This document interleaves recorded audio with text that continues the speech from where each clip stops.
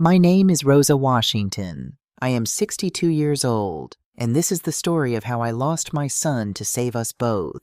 I want you to understand something before I tell you the rest. The land I'm about to describe is not just dirt and fences and an old house with a porch that sags a little on the west side. That land is the reason my family exists at all. When my grandfather Eli Washington walked onto those 200 acres in 1952 with a deed in his hand and tears running down into his collar, he was the first black man in 3 counties to own land that white men had once made our people work for nothing. And it wasn't just any land, it was the very ground his own father, my great-grandfather, had worked as a hired hand his whole life. The same fields where he'd planted those oak trees on another man's orders, never once dreaming a Washington would come to own the dirt beneath them. Eli paid for every inch of it with money he'd saved over 30 years of breaking his back in other men's fields. The man who sold it to him spat on the ground when he signed the papers. My grandfather just smiled and tipped his hat and said, "Thank you kindly." Then he went home and cried where no one could see him. That's the kind of people I come from. People who smiled while the world spat on them and built something anyway. We call it Riverside Estate, though the river is really just a wide creek that runs along the eastern edge shaded by oak trees my great-grandfather planted before I was born. The main house is timber-painted white with a red tin roof that sings when the rain comes. Inside the floors are hardwood worn smooth by 4 generations of bare feet. There are photographs on every wall my grandparents stiff and proud in their Sunday clothes. My mother as a girl holding a chicken, my late husband Charles laughing with his head thrown back, looking like the happiest man God ever made. Every corner of that house carries a story. You can't walk through it without bumping into someone's memory. I was born in the upstairs bedroom, the one that faces the sunrise. My mother gave birth to me on the same iron bed where her own mother had given birth to her. When I was a girl, I ran through these same yards barefoot, climbed these same oak trees, learned to ride a horse named Daisy, who was so gentle she'd stop walking if she felt you start to slip. I knew every fence post, every soft spot in the ground after rain, every place where the wild blackberries grew thickest in July. I married Charles Washington when I was 22. He wasn't from here. He came down from Baltimore for a cousin's funeral and stayed because he said he took one look at me standing on this porch and knew he'd be a fool to leave. We were married right there under the biggest oak tree, the one my great-grandfather planted with 200 guests, and a whole hog roasting, and my mother crying into her good handkerchief. Charles loved this land like he was born to it. He learned to mend fences and birth calves and read the weather and the color of the sky. He used to say, "Rosa, a man can spend his whole life looking for a place to belong, and I found mine the day I found you." We had one son, James. Charles died 26 years ago. A heart attack sudden in the middle of an ordinary Tuesday. One minute he was out by the barn whistling, and the next he was gone. I was 36 years old, and I thought my life was over. For weeks I couldn't get out of bed. The land kept running because James, who was only 12, took up his father's tools and tried to do a grown man's work with a child's hands. "Mama, I can fix the fence," he'd say, dragging a post heavier than he was. "No, baby, you're still a child." "Not anymore, Mama. I'm the man of the house now." And he tried. God knows that boy tried. We grew up together, the two of us, after Charles passed. I kept the books and he learned the cattle. He'd hold me at night when the grief came on so strong I couldn't breathe, and he'd whisper, "It's gonna be all right, Mama. I promise." He kept that promise for a long time. He became a man inside these white timber walls under these oak trees, with the river running quiet at the edge of everything. When he finished college up in Charlotte, he came straight home. "My place is here, Mama, with you, on the land." And oh, how that made my heart sing. We worked side by side for years. In the evenings, we'd sit out on this porch with coffee and watch the sun go down behind the tree line, gold and pink and impossible, And James would say, "One day my kids are going to grow up right here, run through these same yards, ride these same horses." "I hope so, baby," I'd tell him. "I hope you find a woman who loves this land as much as we do." He'd grin at me, that big, easy grin he got from his daddy. "I will, Mama, I promise." But it didn't happen the way I dreamed it would.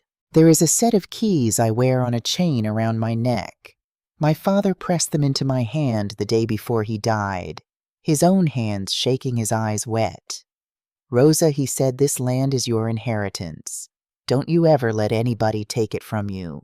Not a banker, not a neighbor, not even your own blood."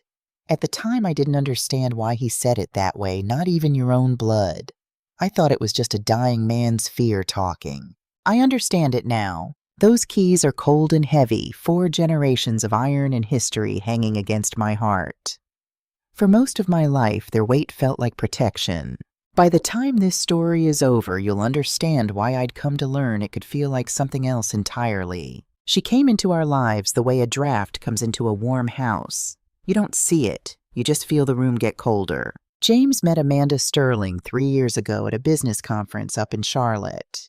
He'd gone to learn about agricultural grants, ways to keep small family farms afloat in a world that didn't have much use for them anymore.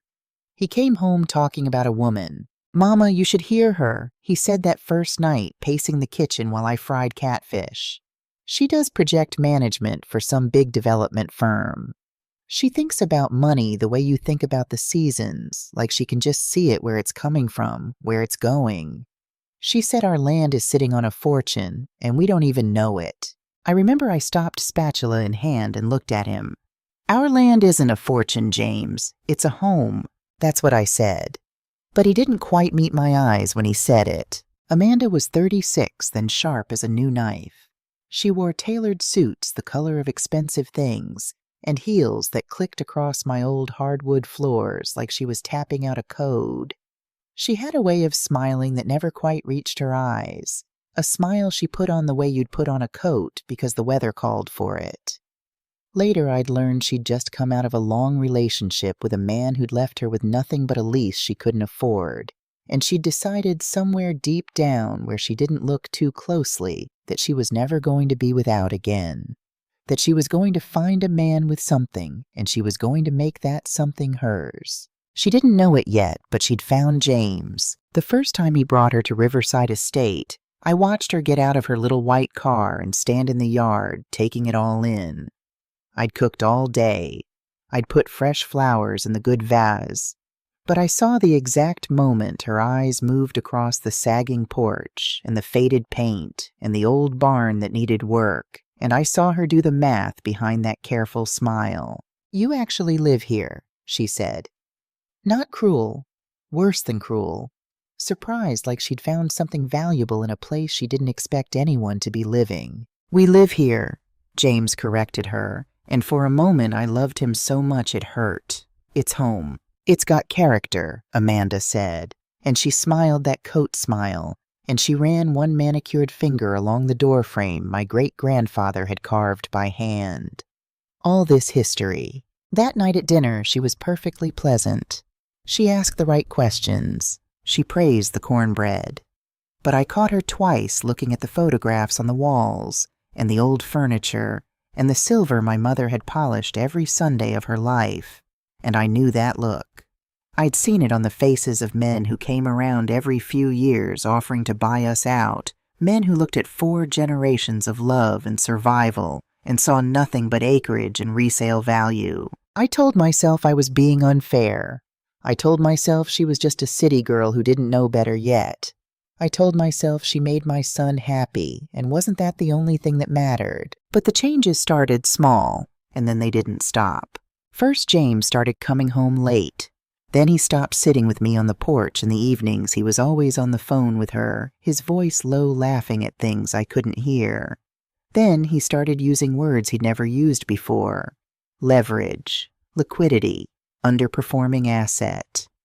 He started talking about selling off the cattle, about how the land was just sitting there not making money, about turning the old place into something modern. "Amanda's got good ideas, Mama," he said one evening, and he wouldn't look at me. We could turn this into an event venue.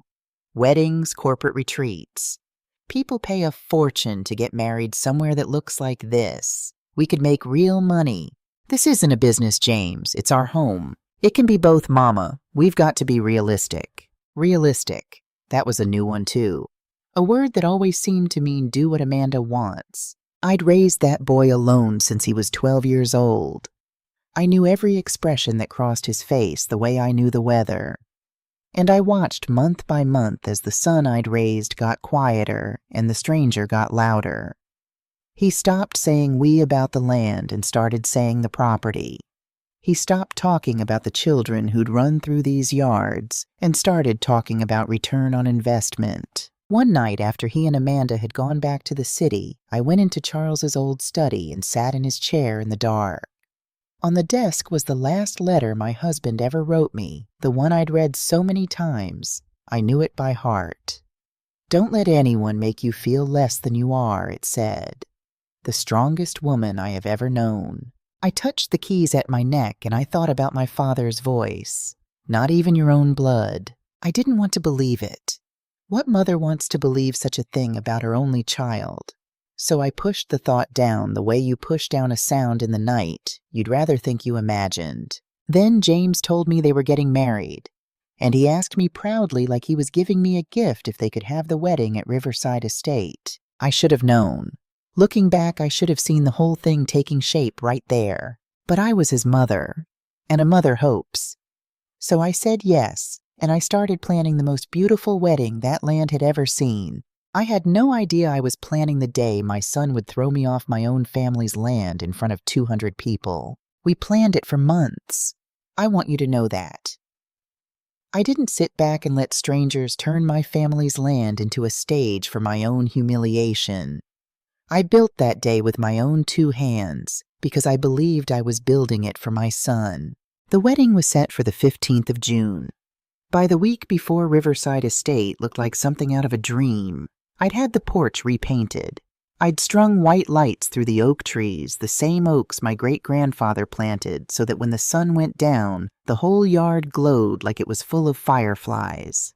I hired a band out of Raleigh that played the old soul music Charles used to love. I rented long tables and dressed them in white linen, and on every one I laid runners I'd embroidered. Myself sitting up past midnight, week after week, my eyes burning, my fingers sore because I wanted my son's wedding to have something in it that came from his mother's hands. 200 guests. Family from as far as Baltimore and Atlanta. Old church friends.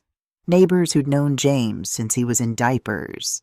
People who'd watched me raise that boy alone and had come, I thought, to celebrate how far we'd both come. The morning of the wedding, I got dressed in the upstairs bedroom, the one I was born in, the one that faces the sunrise. I wore a dress of gold silk. I want to tell you about that dress because it matters. It had been my mother's. She wore it to her wedding on this same land under that same big oak tree. Gold because in my family, gold was the color of the sun, the color of harvest, the color of hope. I'd had it taken in to fit me, and I'd cried when I put it on because I could smell faint under the years the ghost of my mother's perfume. I pinned my hair up. I put on the pearl earrings Charles gave me on our 10th anniversary. And under the high collar of that gold dress, where no one could see I wore the keys, I looked at myself in the mirror and I thought, Mama, your grandson is getting married today, right where you got married. I wish you could see it. I felt beautiful. I felt like the proud mother of the groom is supposed to feel. The ceremony went off without a hitch. James stood under the oak tree in a gray suit looking so much like his father that I had to press my handkerchief to my mouth to keep from sobbing out loud. Amanda came down the aisle in a gown that probably cost more than I spent on groceries in a year, and she was beautiful too. I'll give her that, beautiful and cold, like a diamond is beautiful. They said their vows. They kissed. Everyone clapped. The band started up.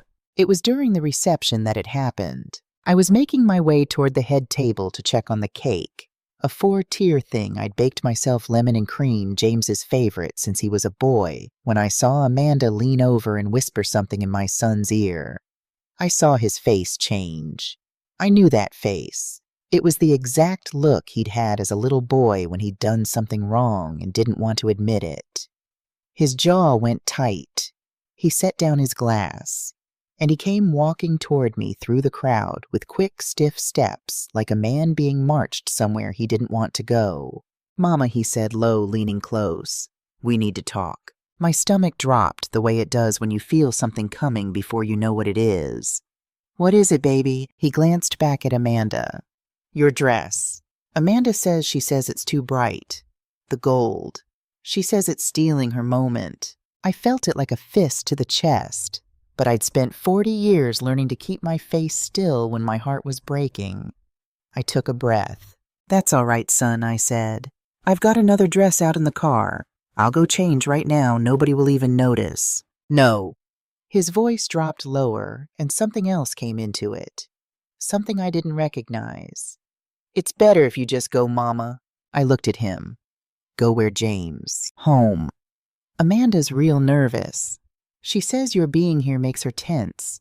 She says you've always judged her, and today of all days she just can't." "James." I kept my voice gentle the way you keep your hand steady around a frightened animal. "I am your mother. I planned this wedding. I paid for half of everything you see. And you're asking me to leave." The band was still playing. People were still laughing and dancing not 30 feet away with no idea. We were standing in a little pocket of silence in the middle of all that joy. "And you think that gives you the right to ruin my wife's day," James said, and he said it loud. The music didn't stop, but the people nearest us did. I felt the silence spread out from where we stood like a ripple on still water. Conversations died. Heads turned. My sister-in-law from Atlanta put her hand over her mouth. And then my son looked at me, his eyes hard and bright and full of something that wasn't him, that I didn't put in him, and he said it loud enough for 200 people to hear. "Get out, Mama. My fiancé doesn't want you here. I have given birth. I have buried my husband. I have stood at the graves of both my parents. I have known pain in this life. But I will tell you there is a particular kind of breaking that happens when the child you carried, the child you raised alone, the child you held through every fever and every nightmare, when that child looks you in the eye in front of the whole world and tells you that you are not wanted." Something inside me came apart, quietly, like a seam giving way. I did not cry. I want you to know that. I did not cry, and I did not raise my voice, and I did not give that woman the scene she was hoping for. I just nodded my head slow, the way my own mother used to nod when life handed her something heavy. I picked up my purse from the table. I smoothed down the front of my mother's gold dress, and I walked toward the gate. 200 people watched me go, and not one of them stopped me. Not one stood up. The band kept playing. The lights kept glowing in the oak trees my family had planted. I walked the whole length of that yard with my back straight and my chin up past the tables I'd dressed and the flowers I'd cut, and I did not let them see me bend. But one person moved. As I passed the far table, a woman I didn't know. An older black woman, a guest from Amanda's side with kind, tired eyes, reached out and took my hand. She held it for just a second, and she said so quiet, only I could hear, "When a son chooses between his mama and his wife, he's already made his choice, and you've got to respect it. But baby, you respect yourself too." I squeezed her hand. I couldn't speak. And then I let go, and I kept walking out through the gate to my car. I got in. I sat for a moment with my hands on the wheel. The keys were warm against my chest where my heart was still trying to beat through the wreckage. And then I drove back up the dirt road, back to the house where I was born alone. That night I took off my mother's gold dress. I folded it careful and laid it in the cedar chest. I sat in the dark kitchen and I did not sleep. But somewhere in those long black hours between the grief and the silence, I felt something else begin to harden in me. Something my father put there. Something Charles put there. Because here is what my son didn't know, what that woman didn't know, what none of those 200 silent guests knew. The keys were still around my neck. And the next morning, when the phone rang and I saw my son's name light up the screen, I understood that the wedding wasn't the end of anything. It was the beginning of the fight. I let it ring 4 times before I answered. Mama. James's voice came through tired flat like a man reading words somebody else had written down for him. Can you come by the house today? We need to talk. Talk about what, son? A pause. In the background, I heard a woman's voice, low and steady, feeding him something. The keys, Mama. Amanda and I want to start making some changes. Modernize a little. We're going to need the keys. There it was. Less than 12 hours after he put me out of my own family's wedding in front of 200 people, and the first thing my son asked me for was the keys to the land. Not, are you all right, Mama? Not, I'm sorry. The keys. The keys stay where they've always been, James, I said, and I hung up before he could answer. I sat in the kitchen a long while. Then I got up and walked through the quiet house down the hall, past the photographs, to the door of Charles's study. I hadn't moved a thing in that room in all the years since. His reading glasses still sat folded on the desk where he'd left them. My father had told me once near the end, "Your husband left you more than this land, Rosa. When the day comes that somebody tries to take it, look where he kept his important things. He left you something for that day. I thought it was the medicine talking. I never went looking. I didn't want to need it. Now I did." I opened the bottom drawer of the desk, the deep one, and reached all the way to the back behind the old ledgers. My fingers found it. A yellow envelope gone soft at the corners with age, my name written across the front in Charles's careful hand. I sat down in his chair and I opened it. Rosa, my love, it began. If you're reading this, then somebody is trying to take Riverside from you. And if they're trying, then I was right to write this down. He went on. He told me about a man he'd met in the cancer ward in his last months. Another sick old man, a stranger who'd cried telling Charles his story. How he'd raised his only boy alone. How the boy had married a woman who whispered and whispered until the father, worn down, signed a paper she said was just to help with his bills. How 2 weeks later that boy and that woman sold his house out from under him and put him in a home, and how he'd died there alone with nothing. It wasn't my son who betrayed me, the dying man had told Charles. It was the son they made out of him. But I'm just as ruined either way. That story haunted me to my last night, Charles wrote. So I'm telling you now, Rosa, protect those keys. Not from James. From whoever might one day get inside James and turn him against everything we built. That land is not property. It is the proof that we survived. You are the keeper of that proof. Don't let anybody, not even our son, convince you that you're standing in the way of the future. You are the future. You're the door, and you decide who walks through it. I love you. I always have. And wherever I am, I'm watching over you still. Yours forever, Charles. When I finished, I was crying, but not the way I cried the night before. The night before, I'd cried for a son who was lost. Now I cried for a husband who, even from the grave, had reached out his hand to steady me. He knew.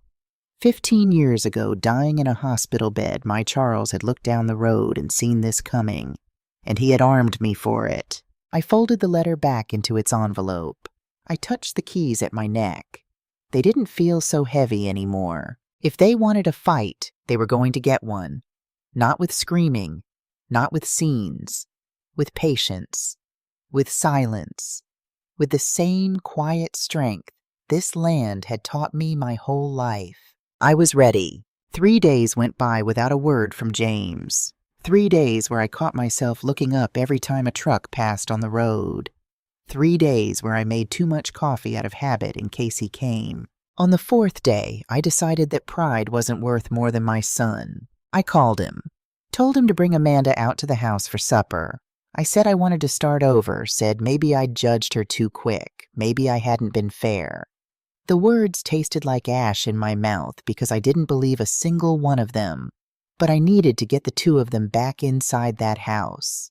I needed to watch them up close. My father didn't raise a fool, and Charles's letter had me wide awake now, watching everything. Really, Mama? James's voice cracked a little, and for a second I heard my boy in it. You mean that? Come Friday, I said. I'll make pot roast and apple cobbler. I spent all of Friday cooking. I kneaded the biscuits by hand. I set the dining table with the good china and the linen runners I'd embroidered, lit the candles, put on a plain brown dress that wouldn't steal anybody's moment. And under the high collar, where they couldn't see, I wore the keys. They came at 7.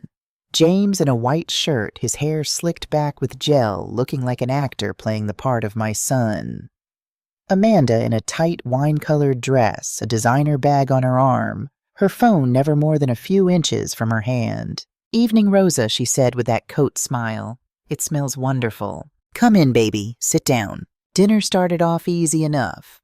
James closed his eyes over the first bite of pot roast and said, God, Mama, nobody makes it like you. Amanda took small bites, set her fork down, said she couldn't eat too much seasoning. It bothered her stomach. But mostly I watched her look. All through supper, her eyes kept moving across the photographs on the walls, the silver, the carved door frame, the old grandfather clock in the corner. Counting. Pricing. Same as the first day. I made my apology. I said I'd been unfair, that this was their life and their marriage, and I had to learn to respect that.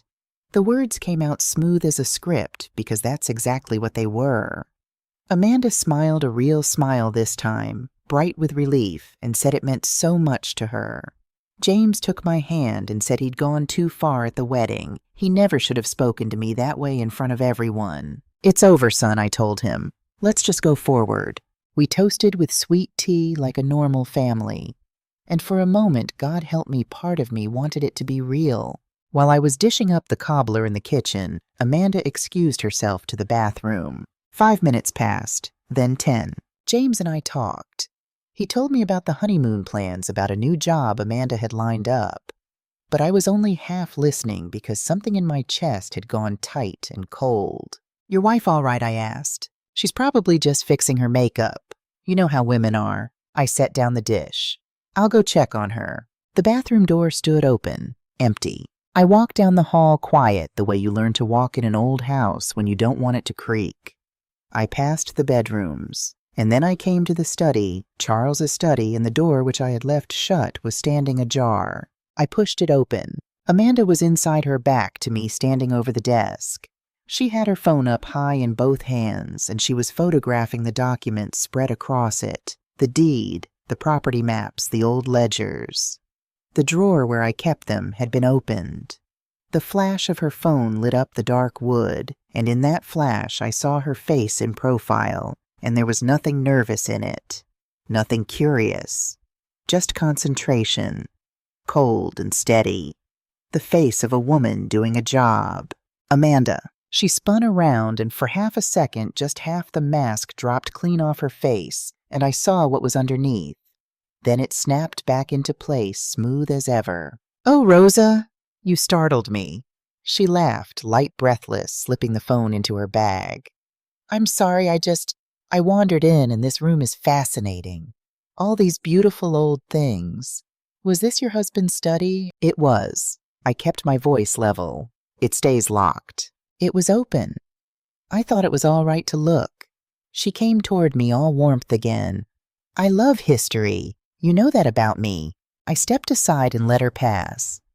Cobbler's ready, I said. She went on down the hall toward the dining room, hips swaying like nothing in the world had happened. I stood a moment at the doorway of my husband's study, looking at the open drawer, my heart slamming against the keys. I had told myself all those weeks that I was being a bitter old woman, that I was seeing shadows where there weren't any, that maybe James was right, maybe I'd judged her unfairly. I wasn't seeing shadows. I was being measured, studied, photographed, filed away.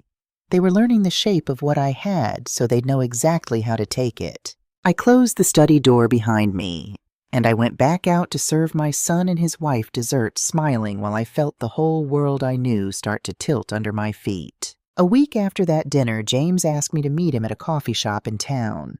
Just him, he said. Amanda had a meeting. I should have known better. Amanda always had a meeting when she wanted James to say her words for her. He came in carrying a leather folder thick as a Bible and slid it across the table to me before I'd even gotten my coffee. On the cover in fancy lettering, it said Riverside Estate, a vision for the future. Just look at it, Mama. That's all I'm asking. Just look. I opened it. Inside were glossy pictures not of our land, but of what Amanda wanted to turn it into. Computer drawings of a glass pavilion where the back pasture is. A paved lot where the apple trees grow.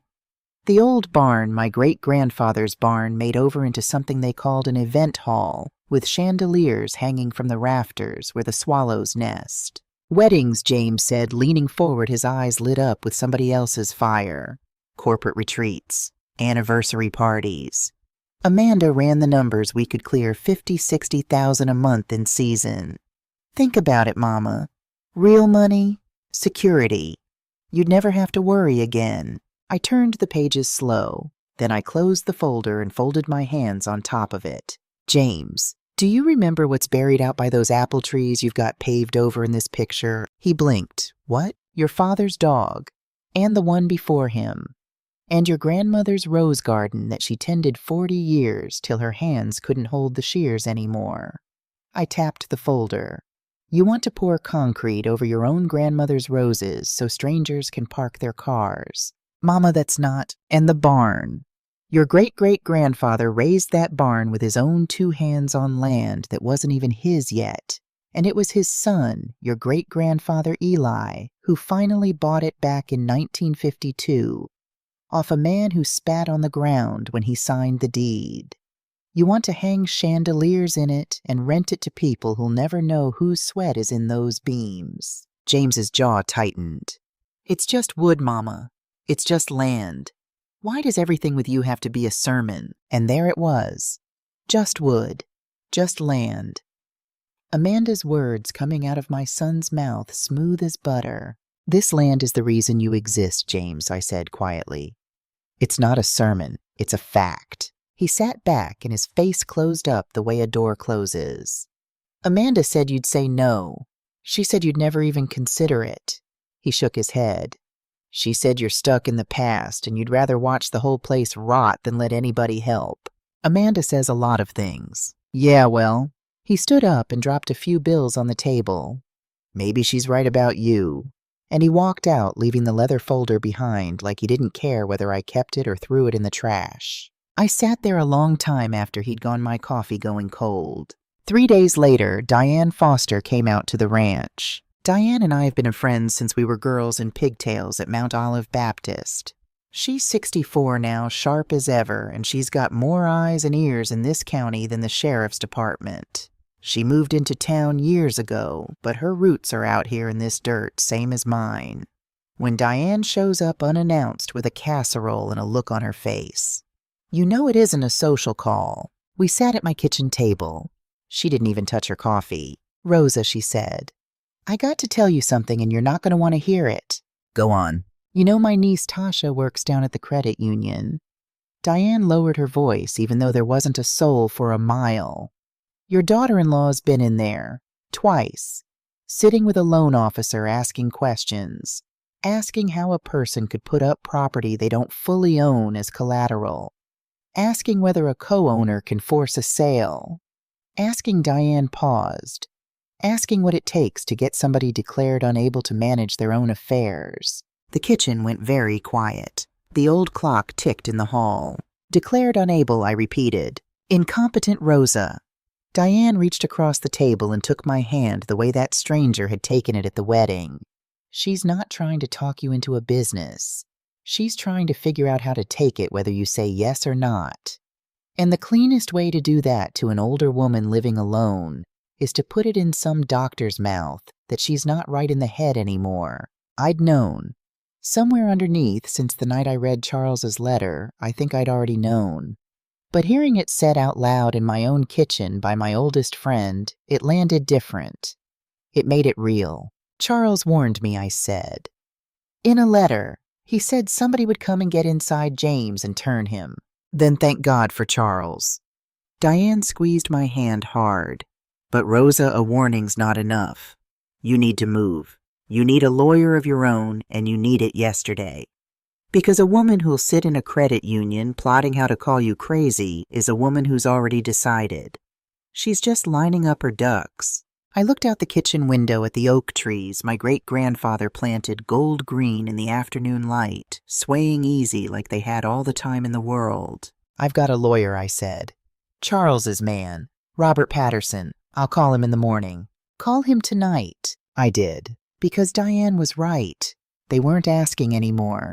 They'd stopped asking the moment Amanda's phone went flash in my husband's study. Now they were taking, and I was done pretending I didn't see it. Robert Patterson had been Charles's lawyer, and his daddy had been my daddy's lawyer before that.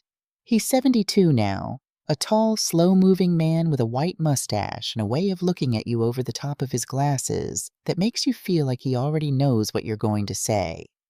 His office sits above the old hardware store on Main Street, and it smells the way it has for 40 years, pipe tobacco and old paper and lemon oil. He listened to the whole thing without interrupting. The wedding, the keys, the dinner, and Amanda's phone going off like a camera in Charles's study. The leather folder, the credit union. When I finished, he took his glasses off, cleaned them slow with a handkerchief, and put them back on. "Rosa," he said, "I'm going to give you the good news and the bad news, and I want you to hear both of them all the way through." "Go on." "The good news is that Charles, God rest him, was one of the most careful men I ever drew up papers for. When we wrote that, well, he didn't leave James the land outright. He left James a 50% ownership interest, but he gave you full and exclusive control of the use and administration of the property for as long as you live and are of sound mind. That's not a handshake, that's not a tradition. That's black ink on white paper, signed and notarized and filed with the county." He tapped his desk. "What that means in plain English is this: James cannot sell his half. He cannot rent it. He cannot pave it, build on it, or hang one single chandelier in that barn, not without your written notarized consent. He owns a piece of paper that says he's entitled to half its value someday. He does not own the right to touch it, not while you're standing." I let out a breath I'd been holding for weeks. "So they can't take it. Legally, not the land." Robert leaned forward and his face got grave. "Now here's the bad news. The law protects property, Rosa. It does a real fine job of that. What the law does not protect, what no law on earth can protect, is your reputation, your peace of mind, and your standing as a competent adult." Diane said the same thing. That woman was asking about competency. "I don't doubt it." He folded his hands. "Here's how it would go if they're as serious as it sounds. They wouldn't fight you over the deed they'd lose. Instead, they'd go after you. They'd petition a court to say that you, Rosa Washington, 62 years old, living alone on 200 acres, refusing every offer of help, that's the word they'd use, clinging to a deteriorating old property you can't possibly maintain by yourself, are no longer mentally fit to manage your own affairs. And if they could find one doctor willing to put his name to that, they could ask the court to appoint a guardian. Take the control out of your hands and put it in James's. And once James has control, he gives Amanda the keys," I said. "He gives Amanda the keys." I sat with that. Outside, a car passed on Main Street. Somewhere a screen door banged. "Robert, I am not crazy. I know that. You know that." He spread his hands. "But you understand the question in that kind of hearing is never really whether you're crazy. The question is whether they can build a story, an old woman isolated, stubborn, refusing help, living in the past that a judge who's never met you might believe. And they've already started building it. That folder, those numbers, the offers of help, that's not just a sales pitch, Rosa. That's evidence. They're creating a paper trail that says we tried to help her, and she wouldn't listen." A chill went down my spine that had nothing to do with the air conditioning. "What do I do?" "3 things, and you do them this week." He held up a finger. 1. You take that letter from Charles and the deed and the will, and you put them in a safe deposit box at the bank. Not in the house. If they're willing to photograph your documents over the cobbler, they're willing to do worse. A second finger. 2. You go to your doctor, Dr. Mitchell, the one over in the new building, and you ask for a complete examination, physical and mental, memory, cognition, all of it. And you ask her to put it in writing, signed and dated, that you are in full possession of your faculties. You build your paper trail before they finish building theirs. A third finger. And 3. He paused and looked at me over his glasses, and his old eyes were kind and sad. 3, Rosa, you prepare yourself. Because in 40 years of this work, I have learned one thing about a man caught between his mama and the woman in his bed. 9 times out of 10, and I am sorry, I truly am, he chooses the bed. I drove home that evening as the sun went down gold over the tree line. I did all 3 things he told me. The bank, the doctor, the bracing.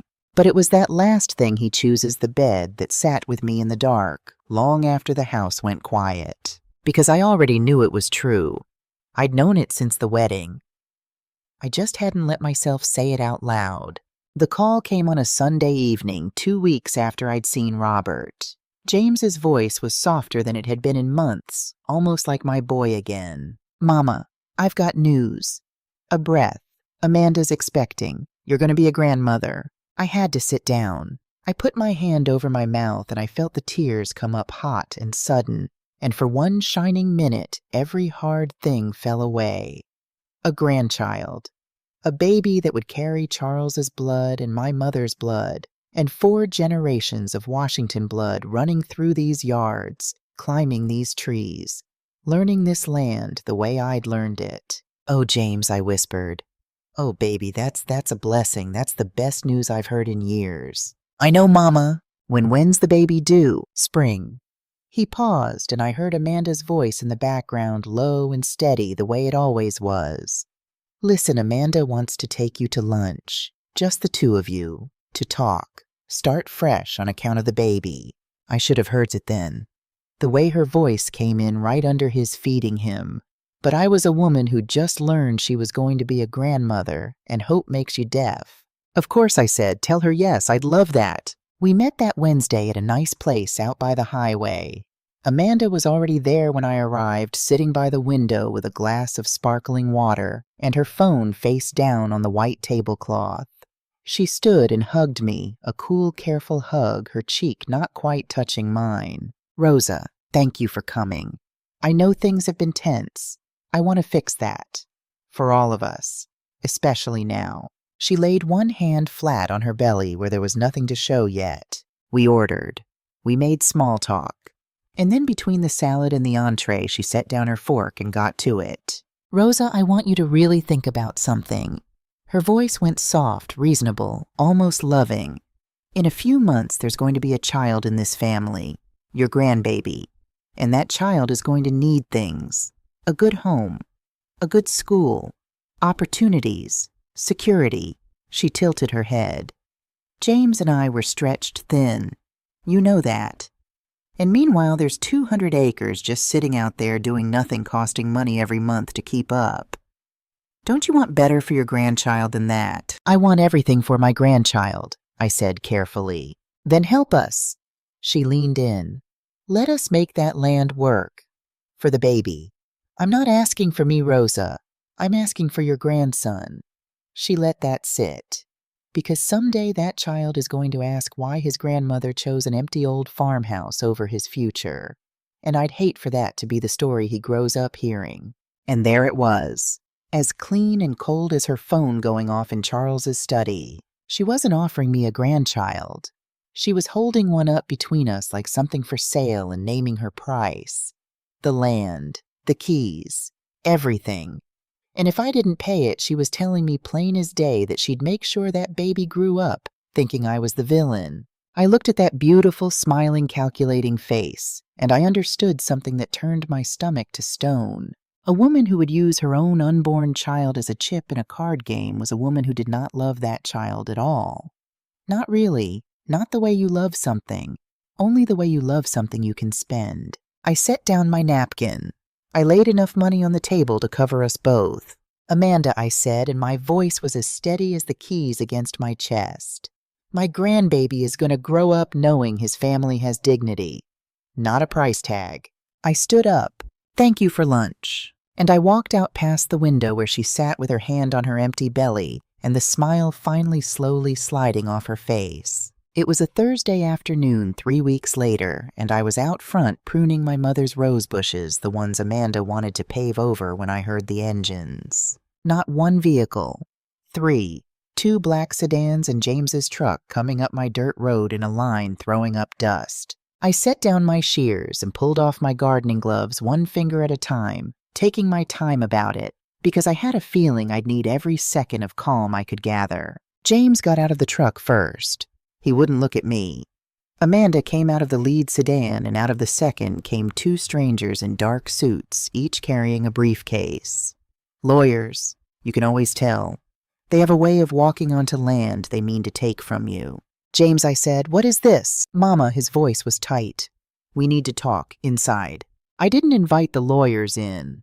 I just opened my own front door and walked into my own house, and they followed me like they had every right. We sat in the front room, the room where Charles used to read his paper, where my mother taught me scripture, where 4 generations of Washingtons had sat in good times and bad. The lawyers took the sofa. Amanda took Charles's armchair, which made something flare hot in my chest. James stood by the window with his back half turned, looking out at the land like he wished he were anywhere else. The older lawyer opened his briefcase. Mrs. Washington, I'm David Morrison. This is my colleague Eleanor Hayes. We represent your son's interests as co-owner of this property. He pulled out a thick stack of papers. We've reviewed your late husband's will, and while it's true you currently hold administrative control, we believe that control is resulting in the active deterioration of a valuable asset. The property generates no income. Its upkeep exceeds any return. By our assessment, it's losing value year over year. He looked up. On those grounds, we intend to petition the court for a forced division of assets. This is my home, I said, not an asset. Legally, ma'am, it's both. The younger one, Hayes, gave me a thin smile. And we'd hate for this to become unpleasant. We really would. But I have to be candid with you about how a proceeding like this tends to go. She folded her hands. When the court examines the situation, certain facts come to light. A woman of 62, living alone. 200 acres she physically cannot maintain. Repeated refusals of help, of partnership, of any reasonable modernization. A judge looking at that pattern might reasonably conclude that the administrator is no longer acting in the property's best interest. That she's, forgive me, clinging, out of sentiment, out of stubbornness. The smile again. A court can appoint someone else to administer the property if it finds the current administrator isn't equipped. There it was, said right out loud in my own front room in front of the photographs of my dead parents. Not equipped. The story Robert told me they'd build. They'd built it. I looked at Amanda sitting in my husband's chair. She looked back at me, calm as still water, one hand resting on her belly. I have a letter from my doctor, I said quietly. Signed last week. Says I'm in full possession of my faculties, physical and mental. For just a flicker, Morrison's confidence wavered. Then Hayes recovered it. A letter you requested recently, which a court might find convenient, as though you knew you'd need to defend yourself, as though you were already preparing. She shrugged light as anything. It cuts both ways, Mrs. Washington. She had an answer for everything. They'd thought of everything. They'd sat in some glass office and war-gamed an old black woman out of her family's land point by point, and they were so sure of themselves they'd driven all the way out here to do it to my face. I stood up. All of you, out of my house. Nobody moved. And then James turned from the window. Mama, please. His voice cracked. Don't do this. Just give them what they want. Sign the papers. Let us help you. Help me. I looked at my son, my only child. The boy I'd raised alone, who'd dragged fence posts heavier than he was, who'd held me through the worst nights of my life. You drove 2 lawyers onto your grandfather's land to tell a judge I'm too crazy to keep it. And you call that help. It doesn't have to be like this. No, I agreed. It doesn't. He crossed the room toward me and his face was red now, his hands working at his sides. "Give me the keys, Mama." "Number." "Give me the keys." Louder. "No, James." And then my son, my baby, the man I made, drew himself up and screamed it loud enough to rattle the glass in the windows, loud enough to wake the dead in the ground out back. "Give me the damn keys. I'm trying to build a life. I'm trying to take care of my child, my future, and you. You'd rather sit in this rotting old house with a bunch of ghosts than help your own son. What is wrong with you?" The room went dead silent. Even the lawyers looked at the floor. Amanda put a hand on his arm. "Honey, calm down," but he shook it off, breathing hard, staring at me like I was a stranger who'd stolen something from him. I reached up to the chain at my neck. I lifted the keys out from under my collar and held them in my open hand where everyone could see them. Cold.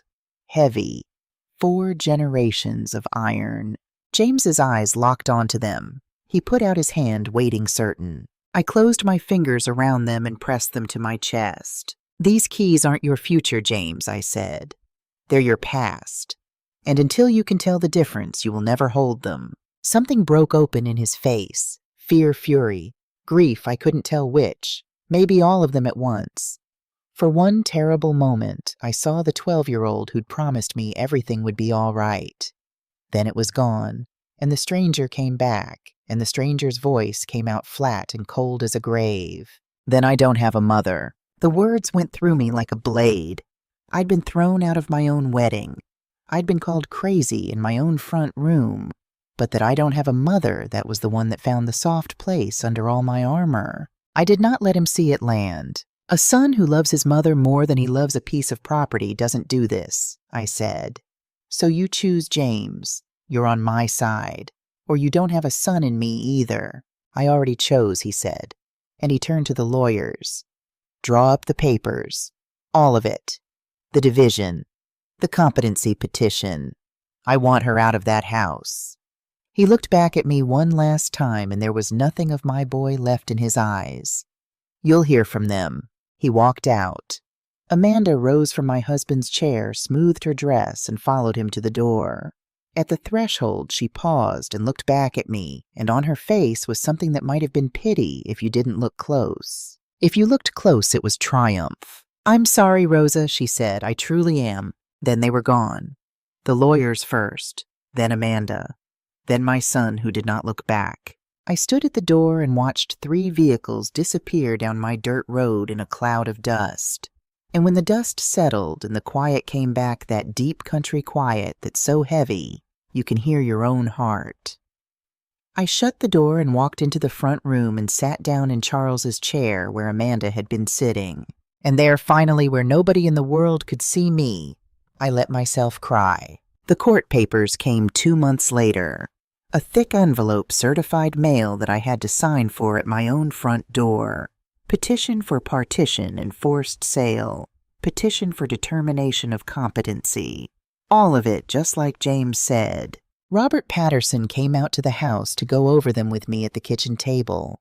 He read every page, slow his glasses down on his nose, and when he was done, he took them off and rubbed his eyes. "Rosa, I'll be straight with you. We can fight this, and we can win it. The will is ironclad, and that doctor's letter is going to hold up better than they think. But it's going to be long. Years, maybe. And expensive.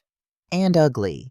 They're going to drag your name and your age and your private business through open court, and every neighbor and church member you've got is going to hear about it." He folded his hands. "That's what we're looking at. I won't pretend otherwise." I didn't sleep that night. I sat out on the porch in the dark, the same porch where James used to sit beside me and talk about the children who'd grow up on this land. The oak trees stood black against the stars. The creek murmured down at the edge of everything the way it had for 100 years before I was born, and would for 100 years after I was gone. And somewhere in those long hours, I figured out what I had to do. I called Robert first thing in the morning. "I want to make a new will." He was quiet a second.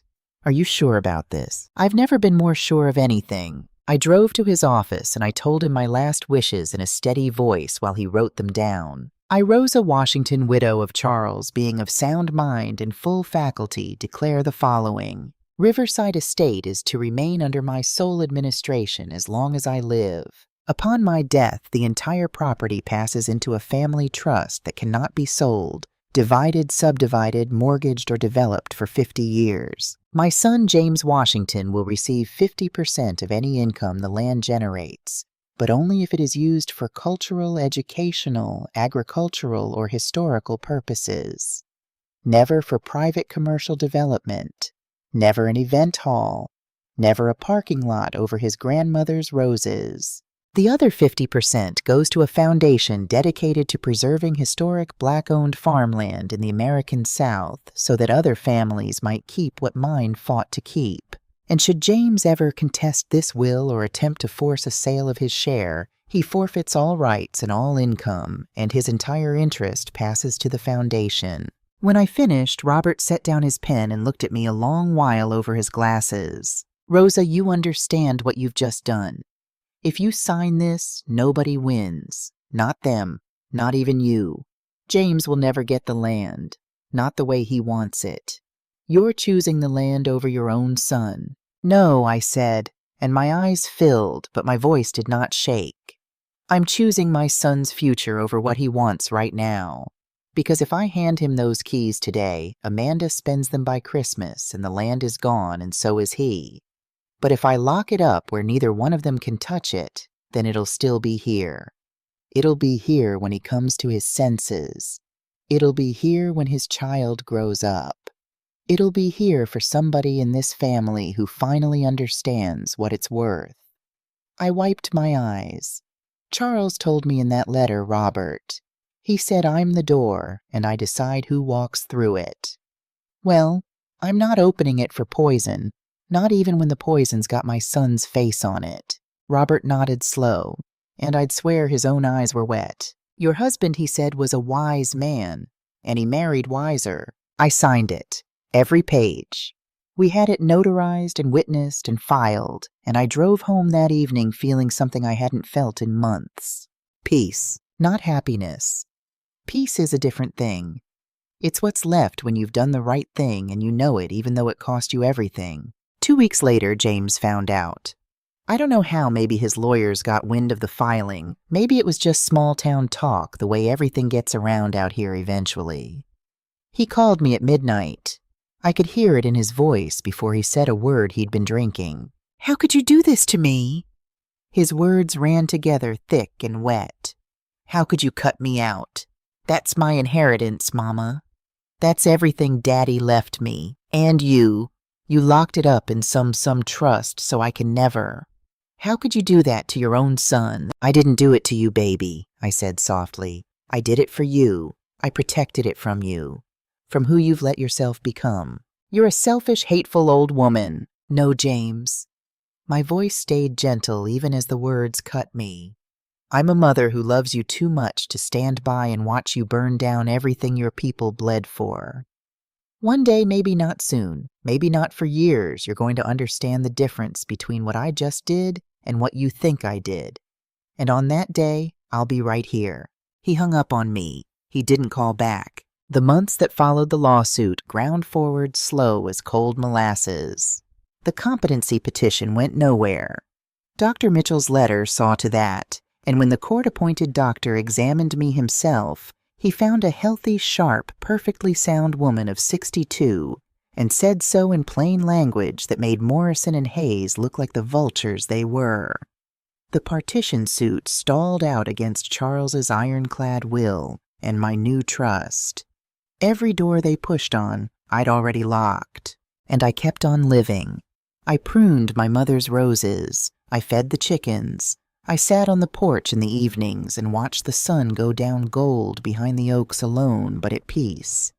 Because I understood now what Charles had always known and what my father knew before him. The land doesn't need you to defend it with screaming and lawyers. It defends itself, with time, with patience, with the slow, quiet justice that only the seasons know how to give. The keys hung at my neck, and for the first time in my life, they didn't feel heavy. They just felt like mine, All I had to do now was wait. 6 months passed. 6 months of mornings where I made coffee for one and drank it on the porch as the sun came up over the bedroom where I was born. 6 months of evenings watching the light go gold and then gray over the oaks with no one beside me to see it. I won't lie to you and say I wasn't lonely. There's a particular loneliness to a mother who's lost a living child. It's worse than the grave because the grave is final and this was not. Every day I knew he was out there somewhere walking around in the world and not coming home. I didn't call him. I told him I'd be right here, and I meant it, but I knew in my bones that he had to be the one to come up that road. If I went chasing after him, I'd just be giving Amanda one more thing to win. So I waited. I pruned the roses. I fed the chickens. I kept the land, and the land kept me. The lawsuit died a quiet death that spring. Once the court's own doctor declared me sound and the trust held against every challenge, Morrison and Hayes stopped returning calls, and the petitions went cold in some file drawer downtown. They'd brought a war to my door and lost it without ever firing the last shot. But winning didn't feel like winning. It felt like standing alone on a battlefield after everybody else has gone home. Then on a Tuesday in October, Diane Foster came up my road with no casserole and a look on her face I'd learned to dread. We sat at the kitchen table. She reached over and took both my hands before she said a word. "Rosa, honey, I've got news about James, and I need you to hear all of it." My heart went up into my throat. Is he hurt? He's alive. He's all right in body. She squeezed my hands. But Rosa, James, and Amanda separated 3 months back. The divorce came through last week. I sat very still. Divorced. He lost his job before that. Or quit it. Nobody's quite sure which, but he's not working. Word is he's been drinking. Hard. He let the apartment go and he's staying in one of those weekly motels out by the interstate. Diane's voice dropped. He's in a bad way, Rosa. A real bad way. I felt the tears coming and I didn't fight them. My boy. My baby. Out there in some cheap motel room alone with a bottle. Everything I'd warned him about come true. And Amanda, I made myself ask. Diane's jaw tightened, and for a moment she couldn't seem to find the words. When she did, they came out flat and hard. She left him Rosa. For another man. Some big-money hotel developer she met older, richer than James could ever dream of being. She packed up and moved out to Dallas with him before the ink was even dry on the divorce. And the baby, I whispered. My grandbaby. Diane looked down at the table. And then she looked back up at me and her eyes were wet too. That's the part I hate to tell you. She left the baby with James. A little boy born in the spring healthy, thank God. She got herself just enough custody to keep the support coming, and then she handed that child to the man she'd just ruined and got on with her new life. James has him. James is raising your grandson alone in a motel room drunk half the time with no job and no people. Diane shook her head slow. She used that baby to try and take your land. And the second she got a better offer, she dropped him like he was nothing. Like he was a coat she didn't need anymore. I had to put my hand over my mouth. It was exactly what I'd seen at that restaurant the day she sat across from me with her palm flat on her empty belly. A woman who treats a child as currency doesn't love that child. She spends it. I'd known it then in my gut. Now here it was proven out in the worst way a thing can be proven. I have a grandson, I thought. A little boy out there in the world who shared my blood and my mother's blood and Charles's blood being raised in a motel by a broken man because his own mother had a better deal come along. Diane stayed with me a long while that afternoon. We didn't say much. We just sat two old friends while the news settled over me like dusk. When she finally left, I went out and stood under the biggest oak tree, the one my great-grandfather planted, the one Charles and I were married under. And I looked out across the land I'd fought so hard to keep, and for the first time I let myself wonder if I'd kept it at too high a price. But the wondering didn't last. Because somewhere underneath the grief I felt it again, that old steadiness, the thing my father put in me, the thing Charles put in me. The door is still here, I thought. And so am I. When he's ready to walk back through it, I'll be standing right where I always was. I just didn't know yet everything those next months still had in store. I saw her 3 weeks later. I'd driven into town for feed and thread ordinary errands, the kind of day you don't expect to mean anything. I was coming out of the dry goods store when I saw a cluster of people on the patio of the fancy new restaurant on the square, the one with the white umbrellas and the prices that would make my grandmother faint. And there was Amanda. She was sitting in the shade with a man I took to be Victor Harrington, older silver at the temples, a watch on his wrist that caught the light like a little sun, the soft, heavy look of a man who'd never once worried about money. Amanda was laughing, throwing her head back, touching his arm, glowing the way a woman glows when she knows everyone's watching and she wants them to. She wore a dress the color of money and sunglasses pushed up in her hair, and she looked, I'll grant her, like the picture of a happy woman. She looked like a woman who had not 6 months before used an unborn child to try and steal an old woman's land and then walked away from that same child the moment a better deal sat down across the table. She saw me. For just a second, the laughter caught in her throat. Then she recovered the way she always recovered, and she lifted one manicured hand and waved at me, bright friendly like we were old girlfriends who'd lost touch. I did not wave back. I just stood there on the sidewalk and looked at her. And she must have felt something in my looking because she said a word to Victor and rose from the table and came to the edge of the patio rail, still smiling that coat smile. Rosa, what a nice surprise. She tilted her head. You look well? The ranch must be keeping you busy. It does. It must be peaceful out there, all alone. No worries. She said it light, but there was a needle in it the way there always was. It's peaceful, I agreed, because I'm exactly where I belong. Something flickered behind those expensive sunglasses. She pushed them down over her eyes, but not before I saw it. And I want to tell you what I saw because it changed how I carried the whole rest of this story. I saw nothing. Behind all that shine and laughter and that man's gold watch emptiness. The flat, hungry emptiness of a person who has chased the next thing her whole life and caught it and found it didn't fill her and has already started looking past it toward the thing after that. She had the house, the money, the younger than her deserved rich man. And she was already, I could see it, scanning the horizon for whatever came next. Because women like Amanda are never full. They can't be. They've got a hole in them that no amount of more will ever close. Well, she said, take care of yourself, Rosa.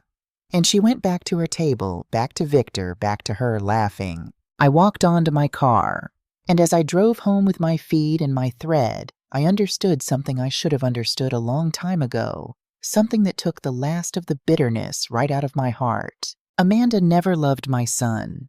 She never loved that baby. She didn't even love Victor or his money. Not really, she just loved the getting the chase, the win. And the cruelest thing in the world had happened to her, the thing she'd never see coming and would never understand. She had gotten everything she wanted, and it had made her nothing. She'd taken James's heart and his money and his pride and left him broken in a motel with a baby in his arms. But James still had that baby. James still had a chance to love something real, to be ruined and rebuilt by it. Amanda had walked away with full hands and an empty soul, and someday old, alone, beautiful, and hollow, she'd reach for somebody to hold her and find there was no one left who ever truly had. I didn't hate her anymore. You can't hate a person you pity that deep. I just drove home to my land where everything I touched meant something, and I left her to the long, slow punishment of being exactly who she was. 13. What Charles would have wanted. Robert Patterson came out to the ranch one afternoon in late November, when the oaks had gone bare, and the air had that wood smoke smell that means winter's coming. He didn't bring a briefcase this time. Just himself in his good coat and a tin of the pecan cookies his late wife used to make, and he still baked badly in her memory.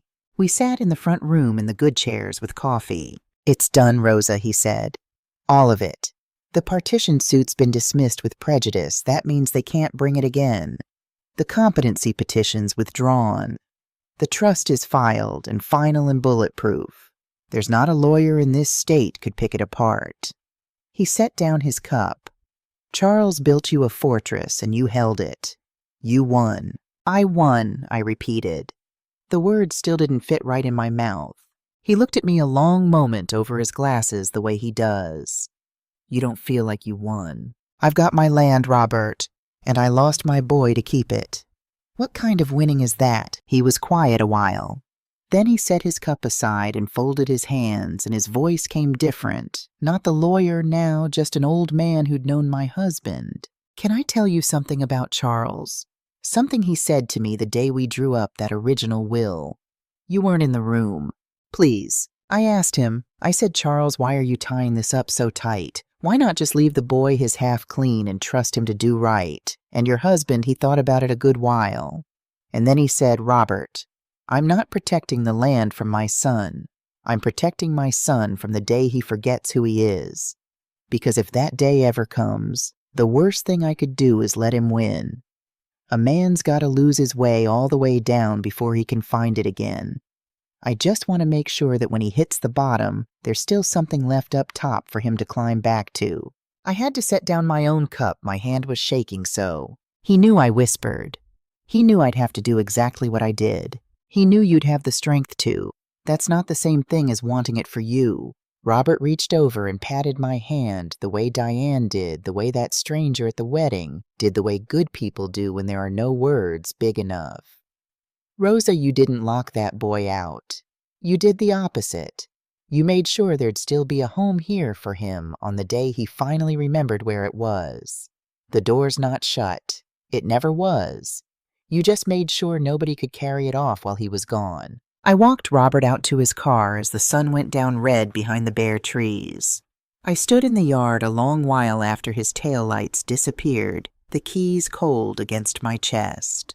Charles's words turning over in my heart. A man's got to lose his way all the way down before he can find it again. I went back inside and I made up the spare bed. The one in the room that gets the morning light. I don't know why I did it that night of all nights.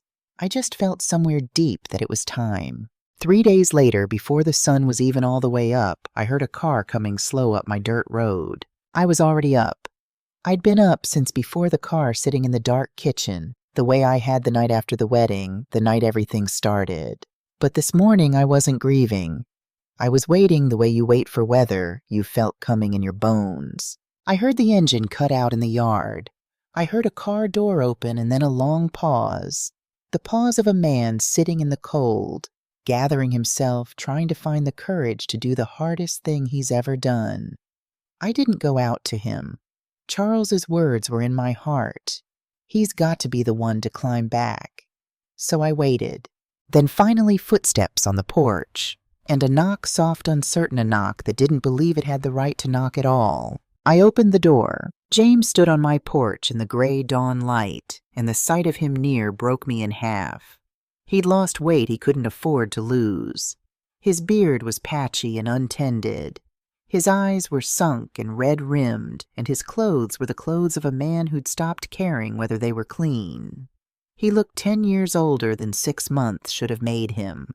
He looked like a man who had gone all the way down to the bottom, just like his daddy said. And in his arms, wrapped in a worn blue blanket, he held a baby. A little boy, maybe 6 months old, with fat cheeks and a fuzz of dark hair, and Charles's wide, dark eyes. Charles's eyes looking up at me out of a face I'd never seen and already knew. My grandson, my own blood that I'd been told I'd never meet that woman, had tried to use as a chip and then thrown away, and here he was, alive and whole and warm in his broken father's arms on my front porch. James opened his mouth. No words came. His chin started to shake the way it used to when he was a little boy who'd fallen off his bike and was trying so hard to be brave. Mama, he finally got out, and his voice cracked clean in two. Mama, I'm sorry. That was all. There was nothing else that needed saying. Not after 6 months. Not after everything. I'm sorry, and the way he said it, you could hear that he meant all of it, every bit, the wedding and the lawyers and the screaming, and I don't have a mother, all of it pouring out in those 2 words. I didn't say a thing. I just reached out and took my grandson gently from his arms, that warm, small weight settling against me like he'd always belonged there. And then I pulled my son into me with my free arm and held him. And James broke. He cried like he hadn't cried since he was 12 years old, standing at his father's grave. He cried into my shoulder, his whole body shaking, his hands gripping the back of my house dress like a drowning man grips a rope. He cried for everything he'd lost and everything he'd thrown away and everything he could never take back. And I stood in my doorway with my grandbaby on one arm and my ruined son on the other, and I held them both, and I rubbed his back the way I had 10,000 times when he was small, and I said the only thing there was to say. "I know, baby, I know. Come home now. Come on home." We went inside. I sat them both down at the kitchen table in the warm, and I fixed coffee and I warmed milk for the baby, who I learned was named Charles. Charles he'd named his son after his father, even in the middle of all that ruin. Some part of my boy had remembered who he was, and the three of us watched the sun come up gold over the land through the window. For a long time, nobody spoke. We didn't need to. Then James, holding his coffee and both shaking hands, looking out at the oaks his great-great-grandfather planted, said quietly, "Mama, I understand now. Why Daddy left you the keys?" He swallowed hard. "I always thought it was to control me, to keep me down. But it wasn't, was it? It was to protect me. From myself. From what I almost—" His voice gave out. He pressed his hand over his eyes. "You held on so there'd be something left for me to come back to. And I called you selfish. I called you a hateful old woman. Mama, shh." I reached across the table and took his hand the way Robert had taken mine, the way the good people do. Your daddy was always wiser than the both of us, and it is never ever too late to come home. You hear me? Never. Little Charles gurgled in my arm and grabbed hold of one of my fingers with his whole tiny fist, gripping it tight the way babies do, the way you grab hold of something you mean to keep. And I looked down at 4 generations of dark eyes looking back up at me, and I felt the keys warm against my chest, and I understood that the door had finally opened. Not the door to the land, the door home. 5 years have passed since the morning my son knocked on my door at dawn with his baby in his arms. I'm 68 now. James is 44, and little Charles, my grandbaby, who gripped my finger that first cold morning like he never meant to let go, is 5.5 years old, and he runs through these yards barefoot the way his father did, and his grandfather and I did before any of them. I wish you could see him out there. Right now, as I sit on this porch, I can watch him chasing the chickens with a stick, hollering with that pure joy. Only children have his bare feet flying over the same ground. 4 generations of his people bled and dreamed on. He's learning to ride already on a gentle old mare who stops walking the second she feels him slip. He sits with me in the evenings and drinks hot chocolate and asks me 1,000 questions about the photographs on the walls. Who's that, Grandma, and who's that? And were they really slaves once? And did they really buy all this land? And I tell him, yes, baby, yes, they did.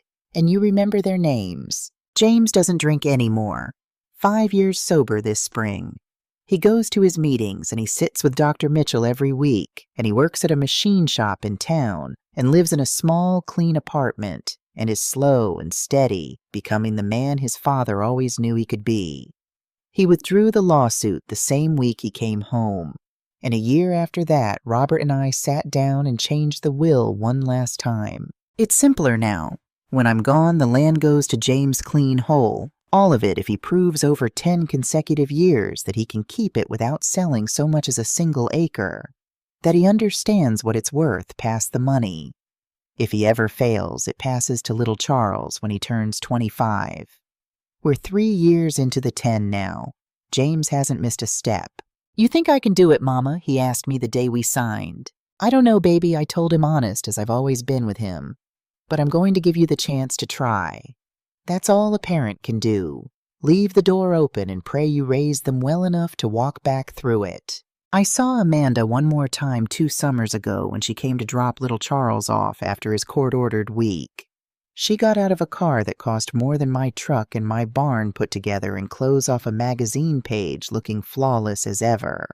But when she took her sunglasses off to talk to me, I saw it again plainer than before. The emptiness. The hollow that nothing fills. She and Victor had parted ways by then. There was a new man, she said. Bigger money. She'd just opened her 3rd hotel. She told me all of it fast and bright, and underneath it, she was the loneliest creature I ever laid eyes on. She handed me my grandson without a kiss, without an I love you.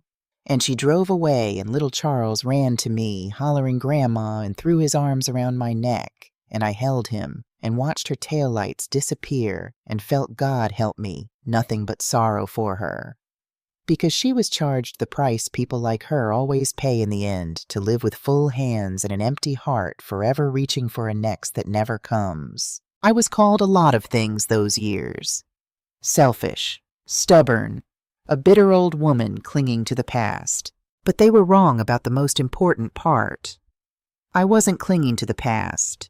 I was protecting the future of that little boy out there chasing chickens in the morning light, the future of my son learning to be a man at 40, the future of every Washington still to come, who'll stand on this ground and know exactly whose blood is in this dirt. The keys still hang at my neck. They aren't cold anymore and they aren't heavy. They're just keys, and I'm just the woman who held the line long enough to hand them to someone who'd finally understand what they're for. I'll give them to James when he's ready, not when I decide, but when he's ready to receive them. And on that day I'll rest easy, knowing the land that saw me born, that saw me cry, that saw me stand when standing cost me everything will be in the right hands. My name is Rosa Washington. I am 68 years old. And this was the story of how I lost my son to save us both, and how the land brought him home. If my story reaches even one woman out there and helps her stand up straight, set a boundary, and protect what's hers, no matter who calls her wrong for it, then every bit of it was worth it. The screaming, the tears, the lonely years. Because love isn't only holding on, child. Sometimes love is holding the line. And sometimes the truest love you'll ever give is to let someone fall all the way down so that one cold morning they can find their own way back to the door and knock and come home.